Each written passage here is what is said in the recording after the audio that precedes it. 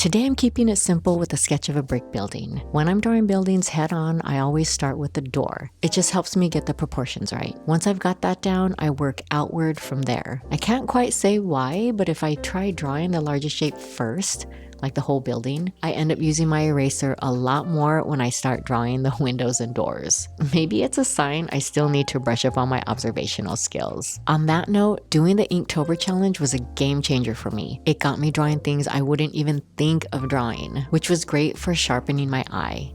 In future sketches, I'm gonna start by adding a few dots on the paper to mark key spots, like the building corners or tops of trees before I dive in. I picked up this trick from an amazing YouTube artist, which I'll add a link to their channel in the description. It's a great way to lock in proportions no matter where you start. Funny thing is though, this trick really didn't click for me before, but the last drawing challenge must have unlocked something in my brain. The more you know, right?